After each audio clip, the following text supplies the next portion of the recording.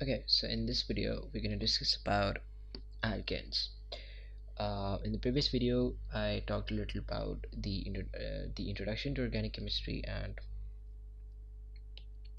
about all the homologous series and the members of the homologous series. Obviously, the scope of that was only at O levels, so you guys can just go watch that video if you guys want.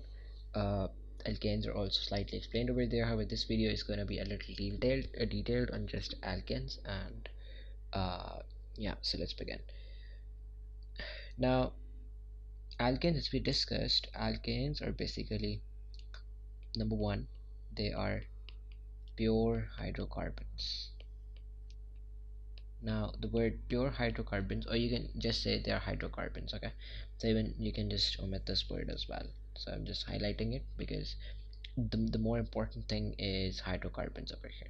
Alkanes are pure hydrocarbon, or you can just say hydrocarbons. Now, what does hydrocarbon mean? I explained that in the last video. Hydrocarbon means a molecule having only hydrogen and carbon, right? So this thing means that hydrogen and carbon only. Okay, now this word here, only, is very important. I emphasized upon the importance of this word in the last video as well, uh, because this word only, it means that any molecule which has only hydrogen and carbon and no other element, that would be a hydrocarbon. And alkane is one example of a hydrocarbon. Alkene is also one example of a hydrocarbon. However, uh, alcohol is not an example of hydrocarbon because it has a derivative. It is a derivative of a hydrocarbon. I explained it in the last video as well. Okay, now the next part is that alkanes are such hydrocarbons which are saturated. So you need to remember these two things: saturated hydrocarbons. अब यहाँ पे saturated बहुत important चीज़ है. What does saturated hydro, देखो hydrocarbon का मतलब हमें समझ आ गया.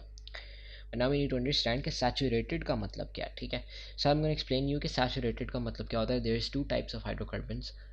एक सैचुरेटेड होते हैं, एक अनसैचुरेटेड होते हैं. तो हम अब देखेंगे कि यार सैचुरेटेड और अनसैचुरेटेड का क्या मतलब है. तो if I draw an alkane, ठीक है, एल्केन का मैंने जनरल फार्मूला पहले भी डिस्कस किया था. यहाँ पर एक एल्केन ड्रॉ करते हैं. ठीक है, तो एक वन कार्बन वाली एल्केन मैं ड्रॉ करता हूँ. ठीक है, उसका क्या नाम होता है? मेथ और आगे एन. इफ आई ड्रॉ मिथेन, तो वो कैसे बनेगी? बनेगी यार एक कार्बन के साथ चार हाइड्रोजन अटैच करो.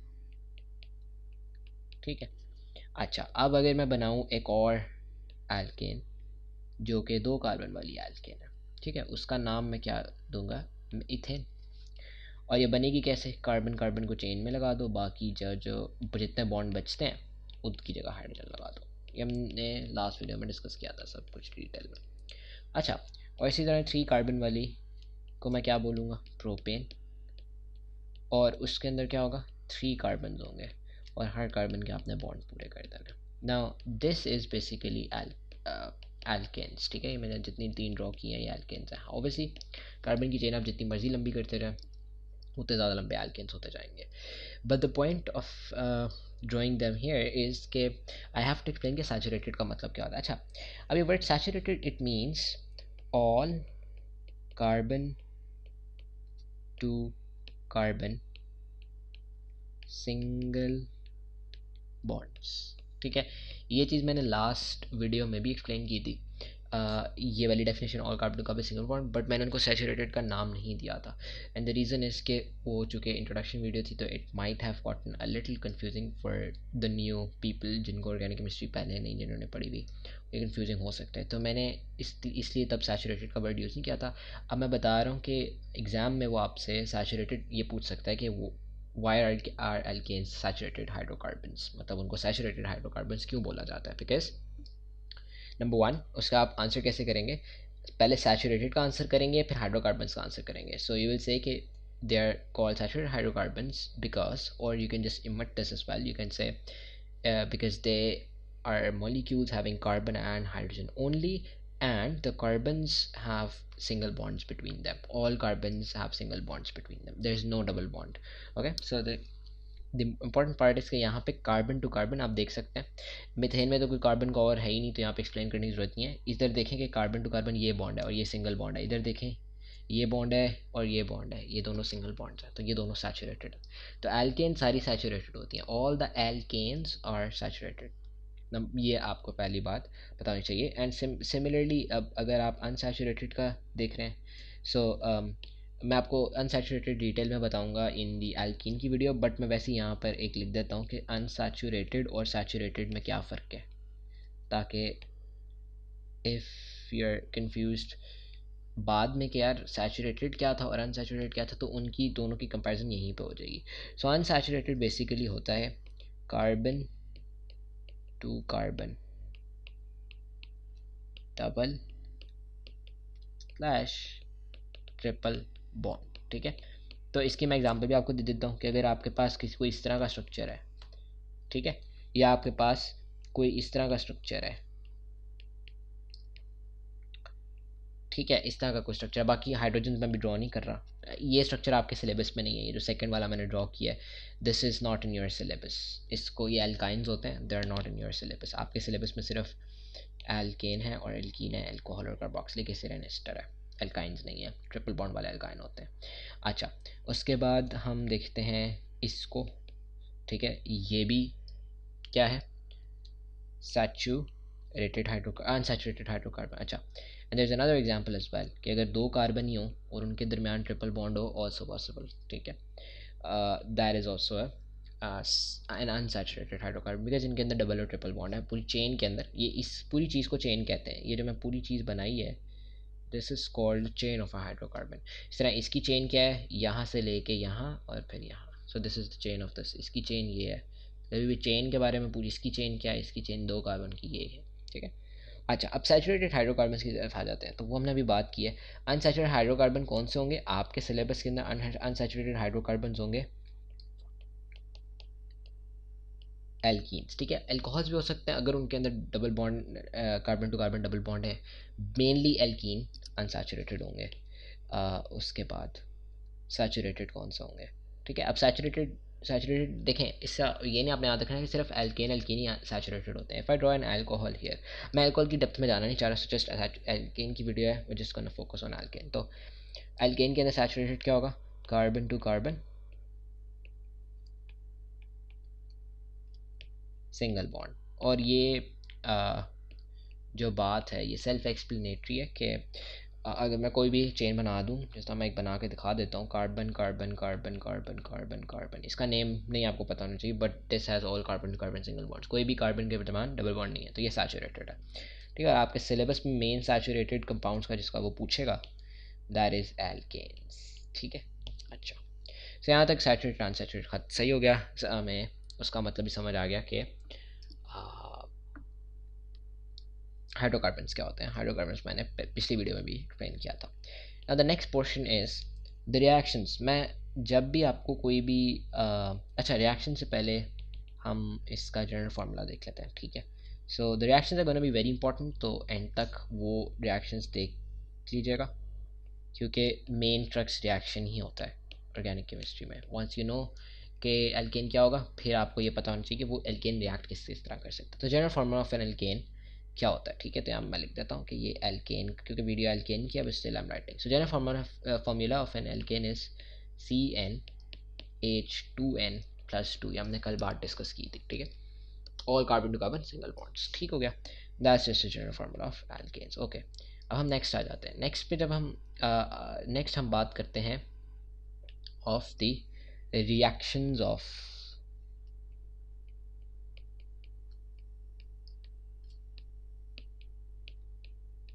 तो एल्केन्स किस किस तरह के रिएक्शंस कर सकते हैं उनकी बात करेंगे, ठीक है।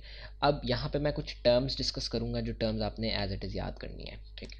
So the number one reaction alkane can take part in is a combustion reaction. और ये मैं आपको यहाँ पे कंबस्शन रिएक्शन जो एक्सप्लेन करूँगा, हर होमोलोगस सीरीज़ का every member takes part in the combustion reaction. ऐसा कोई मेंबर नहीं है जो कंबस्ट नहीं होता। Alkane, alkene, alcohol, carboxylic acid, ester सब कंबस्ट होंगे, ठीक है।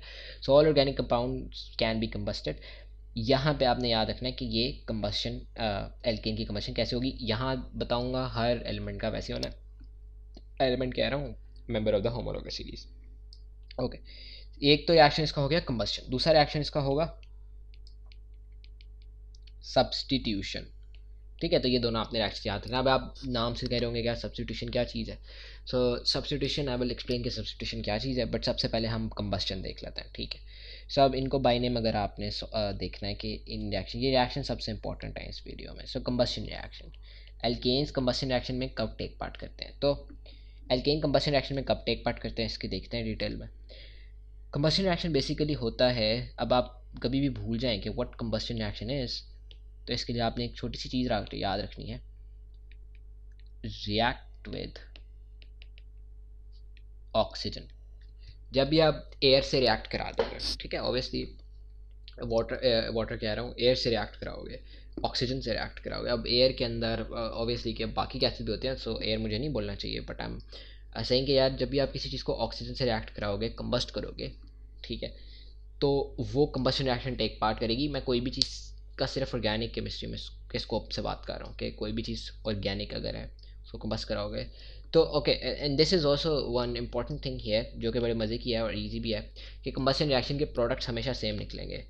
कोई भी एलिमेंट हो, कोई भी मॉलिक्यूल हो, ठीक है, बेशक कुछ कितना मर्जी कॉम्प्लेक्स क्यों ना ऑर्गेनिक मॉलिक्यूल हो, सेम प्रोडक्ट्स में निकलेंगे।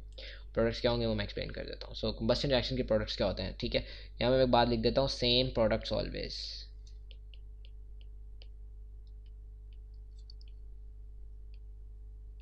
सेम प्रोडक्ट्स ऑलवेज, हाँ, जिन ऑर्गेनिक मॉलिक्यूल में सल्फर वगैरह आ जाता है उसमें और भी चीज़ें निकलती हैं, बट वो जब नाइट्रोजन आ जाता है उसमें और भी चीज़ें निकलती हैं, but we not gonna discuss that detail अभी। इस वक्त हम कार्बन, हाइड्रोजन और ऑक्सीजन तक मैक्सिमम जाएंगे, अल्कोहल्स तक, ठीक है। उसके अलावा हम सल्फर और नाइट्रोजन कंटेनिंग ऑर्गेनिक मॉलिक्यूल्स को नहीं देखेंगे। सो कंबशन में, अब कंबशन में होता क्या है, तो यहाँ पे बेसिकली आप कोई रखते हैं organic molecule,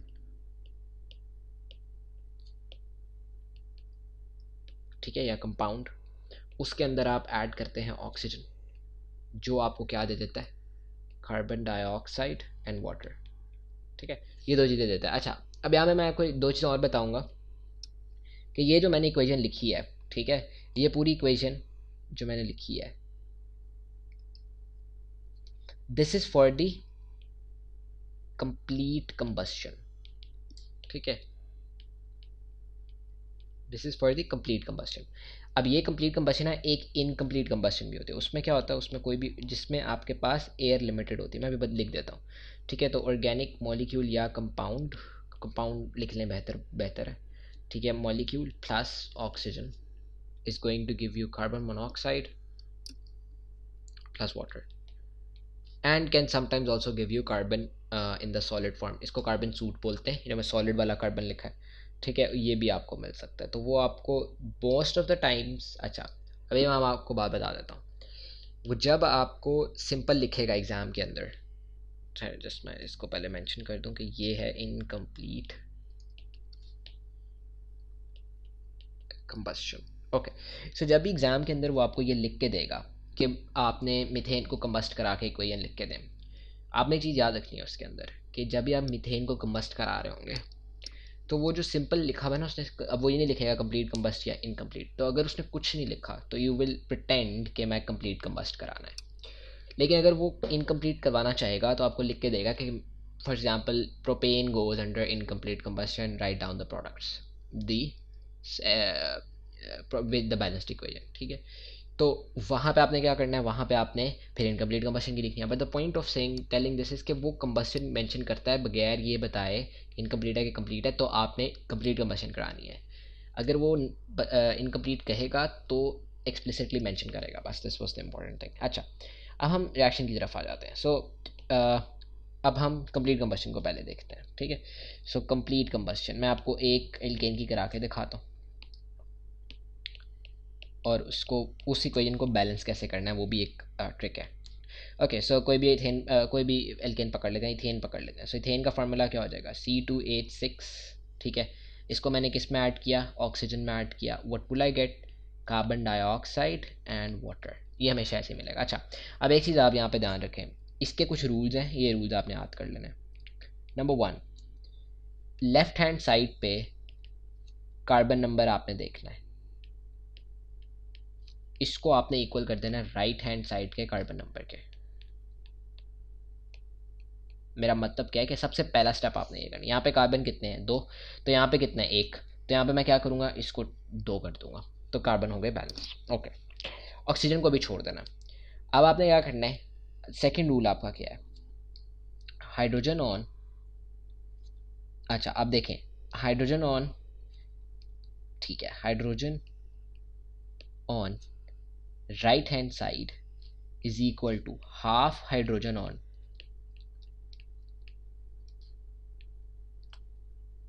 left hand side. ये भी एक रूल है। रूल क्या कहता है कि यार लेफ्ट हैंड साइड पे जितने भी, अब यहाँ पे अगर मैंने निकालने हैं hydrogen on right hand side, तो यहाँ पे मैं लिख सकता हूँ hydrogen on right hand side is equal to half hydrogen on left hand side. ये राइट हैंड साइड है मेरी, ये लेफ्ट हैंड साइड है, तो लेफ्ट हैंड साइड में मेरे पास 6 हाइड्रोजन है, तो राइट हैंड साइड पे कितने होंगे 3, ठीक है। तो यहाँ पे आपने क्या करना है, जहाँ पे भी वाटर है उसके आगे आपने 3 लगा देना, सिंपल। और वैसे भी नज़र आ रहा है कि यहाँ पे हाइड्रोजन 6 है, यहाँ पे हाइड्रोजन 2 है, तो मैं 3 लगाऊंगा तो हाइड्रोजन 6 हो जाएंगे। अच्छा सही, दिस मेक्स श्योर कि आपका कार्बन बैलेंस हो गया, कार्बन नंबर, ठीक है, और दिस मेक्स श्योर आपका हाइड्रोजन बैलेंस हो गया। अब मसला आया ऑक्सीजन का, ऑक्सीजन को कैसे बैलेंस करें, ठीक है। सो ऑक्सीजन को कैसे बैलेंस करें, थर्ड। सो ऑक्सीजन के लिए count total oxygens on right hand side. अब इसमें आप ध्यान से देखें, आपने राइट हैंड साइड में पहले काउंट कर लेना ऑक्सीजन कितने बन रहे हैं। आप देखें यहाँ पे मैं ऑक्सीजन काउंट करता हूँ, तो 2 × 2 विच मेक्स ऑक्सीजन नंबर 4, यहाँ पे ऑक्सीजन 4 है, यहाँ पे ऑक्सीजन कितने हैं 3, तो यहाँ पे 3 ऑक्सीजन है। टोटल कितने ऑक्सीजन हो गए इस इक्वेशन में, टोटल कितने ऑक्सीजन है, तो एग्जाम्पल के तौर, जब इस एग्जाम्पल को अगर हम लें तो इसमें 4 ऑक्सीजन है प्लस 3 ऑक्सीजन है, तो कितने ऑक्सीजन हो रहे हैं 7 ऑक्सीजन। अब आप देखें कि आपके पास राइट हैंड साइड पे है 7 ऑक्सीजन, तो इस केस में राइट हैंड साइड पे मेरे पास 7 ऑक्सीजन है। अच्छा, अब मैं इसके बाद मैं क्या करूँगा, अब मैं on the left hand side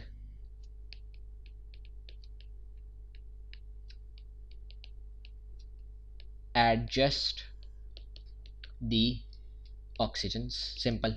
कैसे, अब लेफ्ट हैंड साइड पे अब आप ये कहेंगे कि यार यहाँ पे 7 है, तो यहाँ पे मैं क्या करूँ, क्योंकि यहाँ पे तो अब मैं क्या क्या लिखूँ यहाँ पे, अगर मैं 7 लिख दूंगा तो ये तो 7 × 2 = 14 हो जाएगा, ये काम तो मैं नहीं कर सकता, तो मुझे यहाँ पे 7 करने हैं। आप मुझे ये कह रहे हो, तो मैं कहता हूँ कि यार ठीक है, आप एक काम करो, आप फ्रैक्शन लगा के लिख दो। कैसे, आप ऐसे लिख दो 7/2। अच्छा, इस चीज़ को आपने थोड़ा सा समझना है, ये फ्रैक्शन मैंने क्यों लगाई। अच्छा, और ये फ्रैक्शन मैं आपको बता देता हूँ, ये बिल्कुल वैलिड है, ठीक है।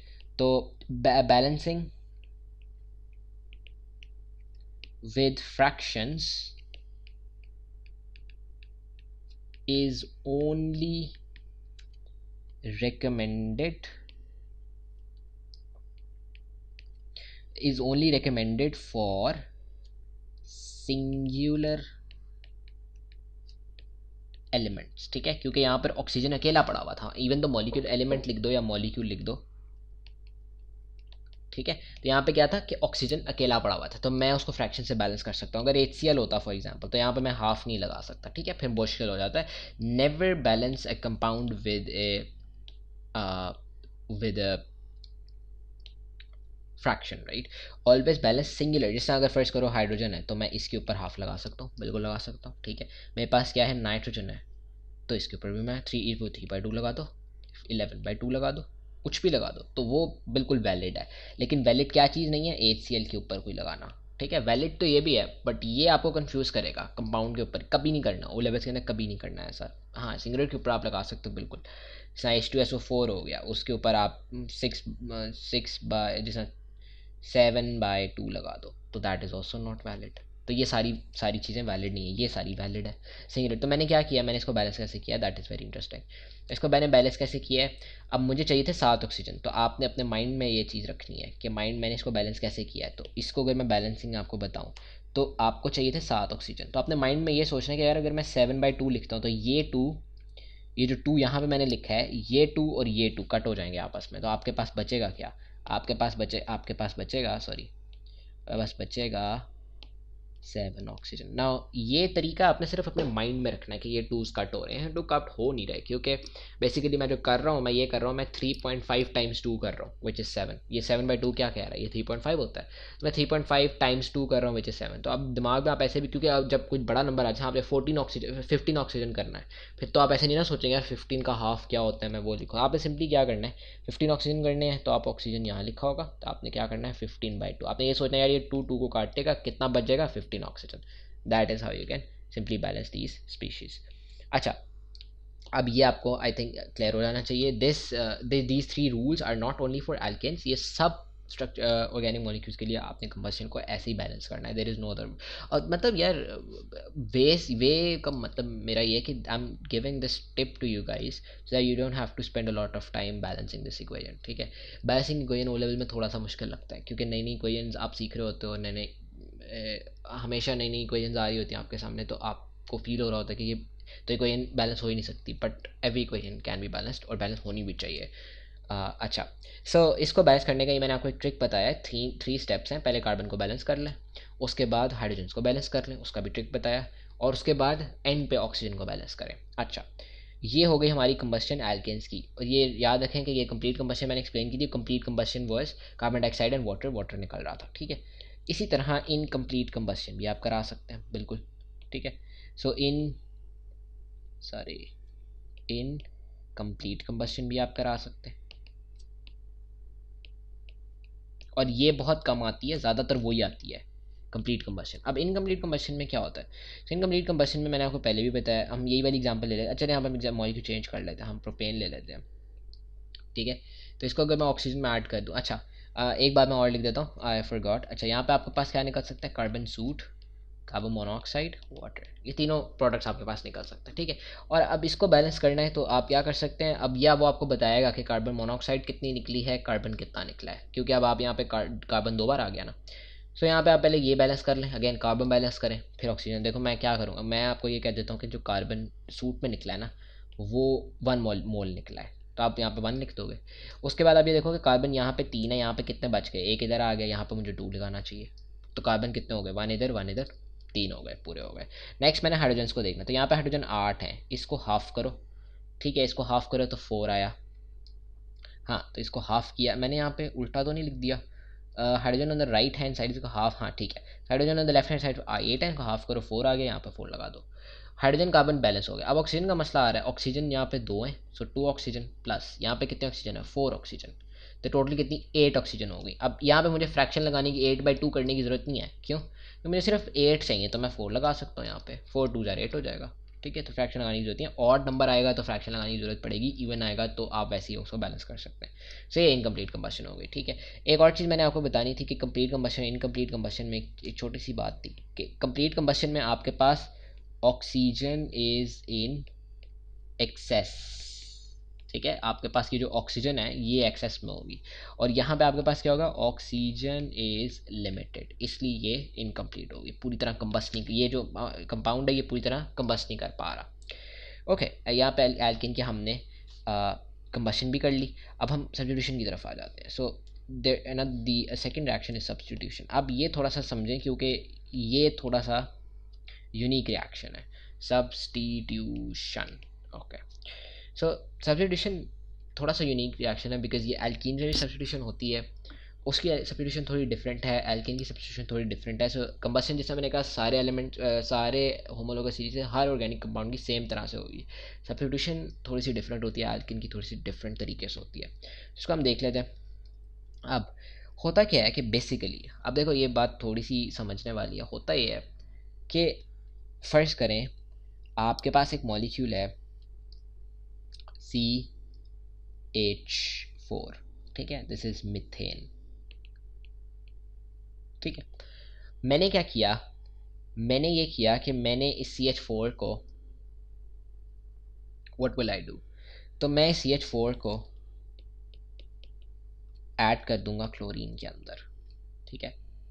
अब होगा क्या, so that is an interesting thing, ठीक है। यहाँ पे होगा क्या, तो मैं आपको ये जो मैं अब देखें, मैं आपको आगे भी काफ़ी रिएक्शंस कराऊंगा, उसके मैं एक तरीका रखूँगा विच आई लाइक टू डू। एक इनिशियल इक्वेशन में लिखूंगा जो कंप्लीट इक्वेशन होगी, जो रिएक्शन की कंप्लीट इक्वेशन है, ठीक है। ओ लेवल्स के अंदर रिएक्शन मैकेनिज्म नहीं होता तो हमें उसकी डिटेल में जाने की जरूरत भी नहीं पड़ती, तो मोस्टली मैं कंप्लीट इक्वेशन ही लिखा करूँगा जो एग्जाम में आपने लिखनी है। लेकिन इसका स्टेप वाइज प्रोसेस भी मैं नीचे, वो जिस जिस रिएक्शन का स्टेप वाइज प्रोसेस होगा वो मैं नीचे एक्सप्लेन करूँगा, ऊपर एक्सप्लेन नहीं करूँगा, ठीक है।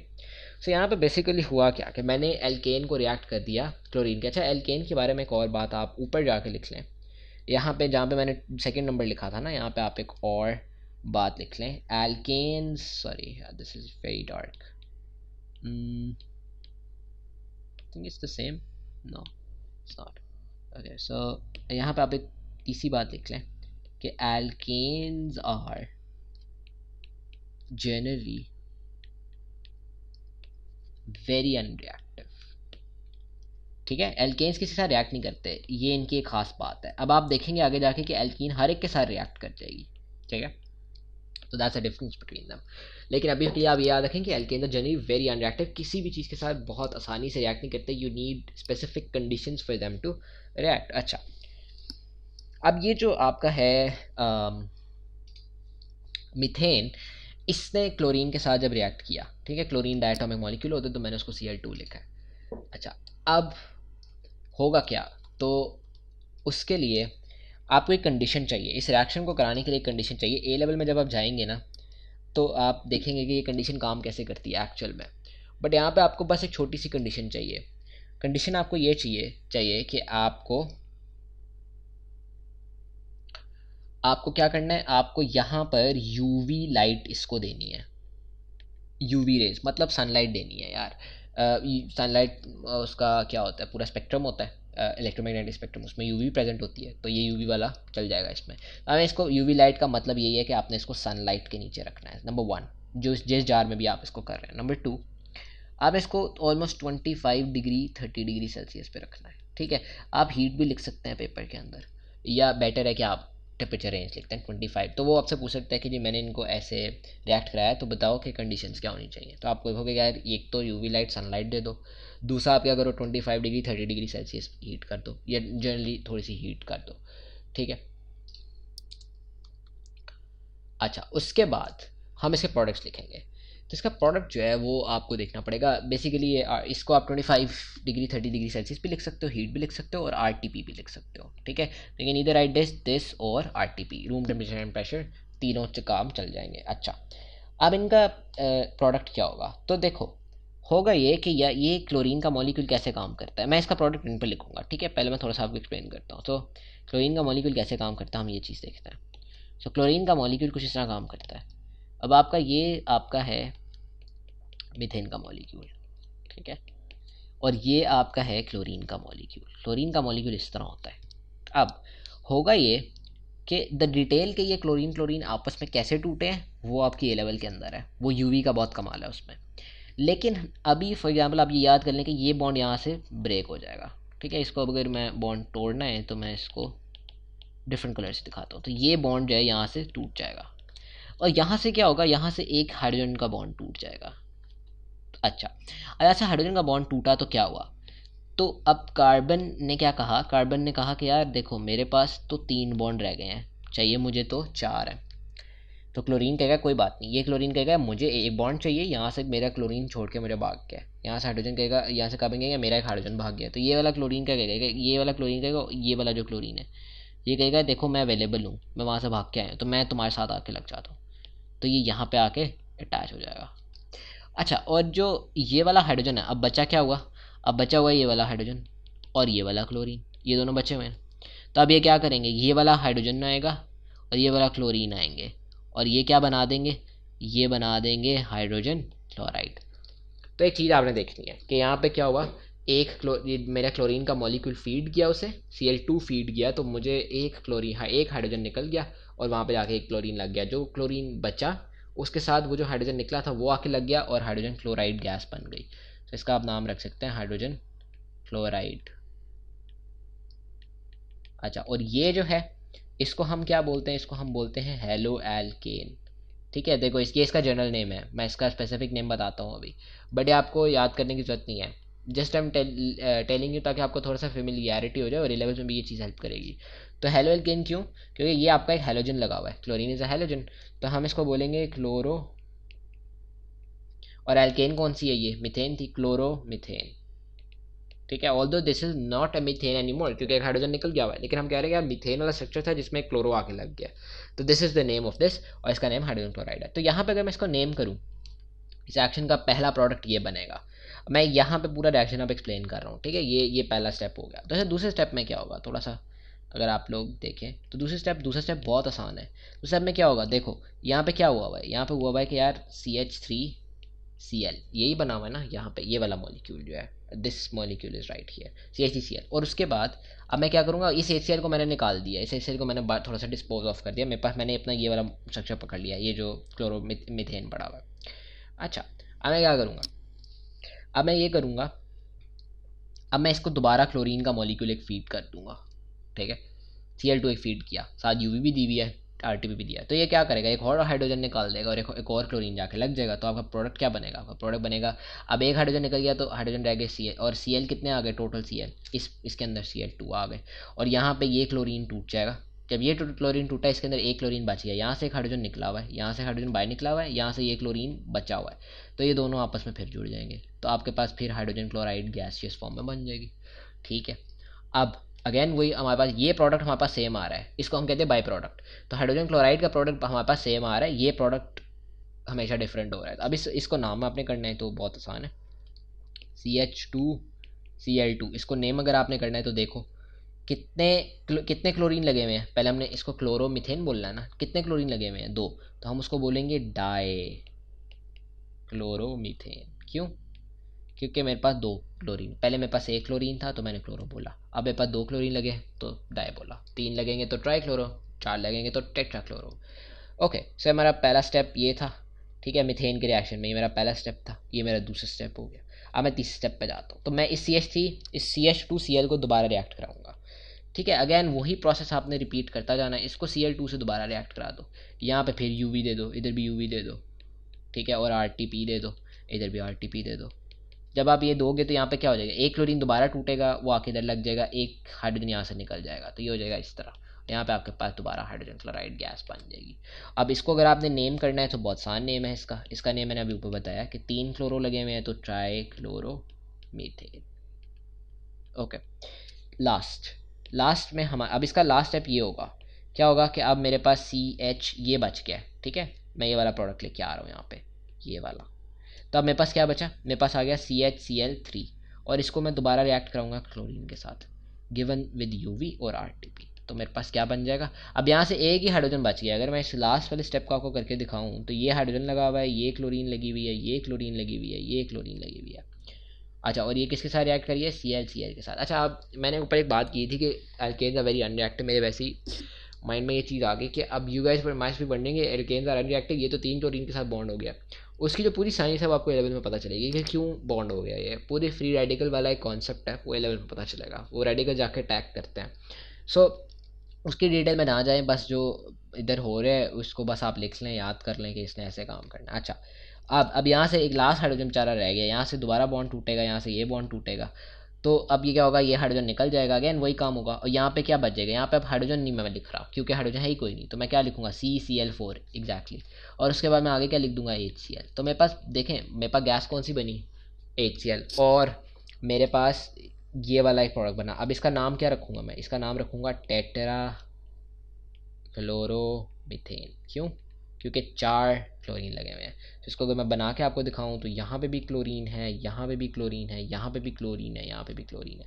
इसको हम यूजुअली इन नॉर्मल वर्ड्स हम इसको क्लोरोफॉर्म भी बोलते हैं, आपने सुना होगा क्लोरोफॉर्म, ठीक है, तो ये इसका जर्नल नेम है। देखें, जर्नल नेम होता है जो आप नॉर्मली यूज़ करते हैं, टेट्रा क्लोरोमीथेन इसका साइंटिफिक नेम है, IUPAC नेम है, ठीक है।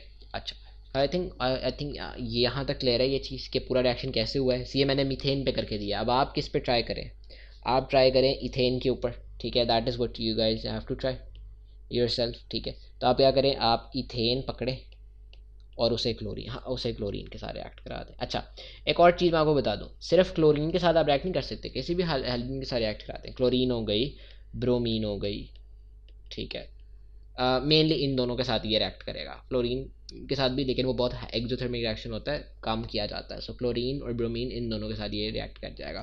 सो इथेन को आप किसके साथ रिएक्ट करें, क्लोरीन के साथ रिएक्ट करें, ब्रोमीन के साथ रिएक्ट करें, पूरा रिएक्शन एक स्टेप वाइज लेके चलें और देखें कि एंड प्रोडक्ट क्या बनता है। अच्छा, ऑल्सो यहाँ पे अगर मैं, अब ये मेरा जनरल रिएक्शन था ऊपर, याद है मैंने आपको कहा था कि नीचे मैं डिटेल लिखूँगा, ऊपर जनरल रिएक्शन। तो इसमें जनरल रिएक्शन जब आप लिखते हैं तो आप एंडिंग प्रोडक्ट्स लिखते हैं, आप लिखेंगे CCl4 प्लस HCl, ये आपके पास निकला। और एक मैं आपको चीज़ यहाँ पे बता देता हूँ, एक मैं आपको ये चीज़ बता देता हूँ कि आपके पास ये इसकी फाइनल इक्वेशन है। आपके एग्जाम में वो एक इक्वेशन पूछेगा, आपने यही लिखनी है, ठीक है बाय। अच्छा, और बाकी जो मैंने ये लिख के आपको दिए हैं, ठीक है, this is very very important, ये मैं जो बात बता रहा हूँ अल्ट्रा इंपॉर्टेंट है।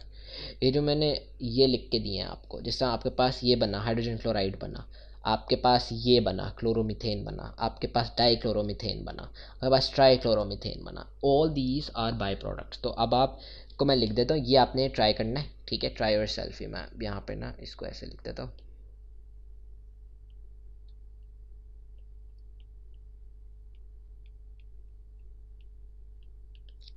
ठीक है। और बेसिकली हुआ क्या कि अब मैं बाय प्रोडक्ट्स ऑफ रिएक्शन लिख रहा हूँ,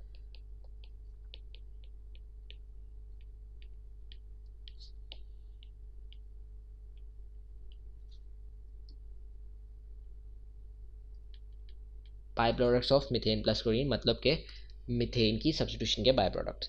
तो बाय प्रोडक्ट क्या होगा, बाय प्रोडक्ट इसका नंबर 1 आपका क्लोरो मीथेन, रिमेंबर जो सबसे पहला प्रोडक्ट बना था। दूसरा डाइक्लोरोमीथेन,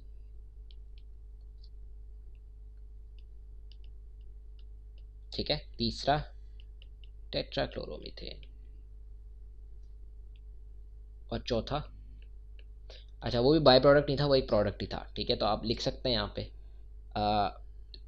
आप क्या लिखेंगे, सॉरी सॉरी मेरा मिस्टेक, इसको टेट्रा नहीं, इसको ट्राई लिखेंगे, तो ट्राई आ जाएगा। यहाँ पे क्या आ जाएगा, टेट्रा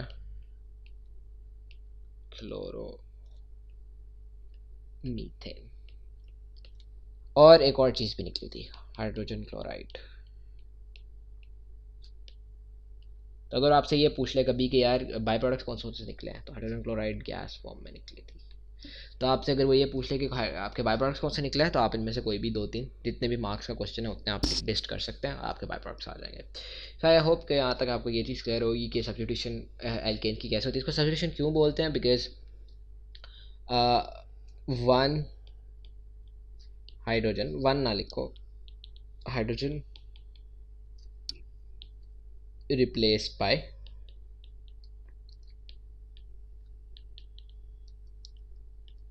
हैलोजन, ठीक है। तो इसका ए लेवल में जो पूरा नाम है वो है फ्री रेडिकल सब्स्टिट्यूशन, लेकिन ओ लेवल में आप इसको बस सब्स्टिट्यूशन से याद रखें, एक एल्केन की सब्स्टिट्यूशन अगर करने को आ जाए तो आपने कैसे करनी है, ये उसका पूरा स्टेप है। हाँ, वो पूरा स्टेप भी आपसे लिखवा सकता है, यूजुअली नहीं लिखवाता, यूजुअली जस्ट एक जर्नल इक्वेशन लिखवाता है, जो कि मैंने यहाँ लिखी है, ठीक है। ये मेरी एक जर्नल इक्वेशन है, इसको भी आप याद कर लें, ये लिख लें कि ये आपकी एक जर्नल इक्वेशन है, बल्कि नहीं जर्नल इक्वेशन नहीं है, this is your complete reaction, complete RxN। अच्छा, जब भी मैं RxN लिखूंगा तो जस्ट अंडरस्टैंड कि RxN रिएक्शन की शॉर्ट फॉर्म है, ठीक है। बाकी आई होप कि आपको ये दोनों ये दोनों रिएक्शन होते हैं एल्केन के, इसके अलावा आपका इसका कोई रिएक्शन नहीं है। You just need to remember these 2 reaction and your alkane वाला पोर्शन विल बी डन, ठीक है। और उसके अलावा in the next video we gonna discuss alkenes की डिटेल डिस्कस करेंगे। एल्कीन्स के रिएक्शन ज़्यादा होते हैं, एक रिएक्शन ज़्यादा होता है कंबस्शन रिएक्शन में। I don't think so I am gonna teach combustion reaction उसमें। हाँ, एक इक्वेशन करके दिखा दूंगा, कि पूरी डिटेल नहीं बताऊंगा, इक्वेशन लिख के दिखा दूंगा कि एल्कीन कंबस्शन कैसे होती है। बाकी उसकी बैलेंसिंग की टिप्स यही होंगी और प्रोडक्ट्स भी यही होंगे। एल्कीन की सब्स्टिट्यूशन थोड़ी डिफरेंट होती है, वो 3 रिएक्शन आपको याद करने पड़ेंगे विद द कंडीशंस एग्जैक्टली। और उसके अलावा एल्कीन का एक और रिएक्शन भी आपको याद करना पड़ेगा, वो मैं आपको कल बता दूंगा कि एल्कीन्स का लास्ट रिएक्शन क्या होता है। बाकी आई थिंक कि यहाँ तक you guys should be clear कि एल्केन्स किस तरह रिएक्ट करते हैं, दोनों रिएक्शंस आपको क्लियर होने चाहिए। And I hope this video was a good introduction to alkanes and the details of the alkanes you guys must know by now, and this video should be enough for your Cambridge exam and all the questions which are related to alkanes. I will see you guys in the next one.